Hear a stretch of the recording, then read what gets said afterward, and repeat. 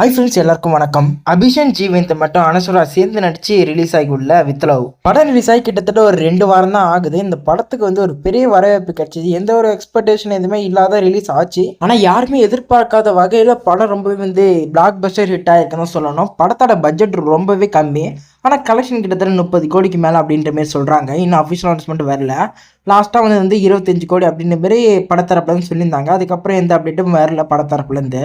இப்பயுமே பல தேட்டர்ஸில் இந்த படத்தை போட்டுட்டு தான் இருக்காங்க. ஏன்னா ரீசெண்டாக வெளியாகிற படம் எல்லாமே அந்த அளவுக்கு ப்ளே ஆகிறது இல்லாததுனால இந்த படம் கொஞ்சம் ஓடிட்டு இருக்கு. என்னதான் தேட்டரில் ரிலீஸ் ஆயிருந்தாலும் எப்போ ஓடிடியில் ரிலீஸ் ஆகும் அப்படின்ற மாதிரி ஃபேன்ஸ் தனியாகவே இருப்பீங்க. இந்த படத்தோட ஓடிடி ரைட்ஸை பொறுத்தளவுக்கு நெட்ஃப்ளிக்ஸ் தான் வாங்கியிருக்காங்க. 4 வாரம் கழிச்சு ஸ்ட்ரீமிங் பண்ணுற மாதிரி வாங்கியிருக்காங்க. படம் ரிலீஸ் ஆகி ஒரு 2 வாரம் தான் ஆகுது.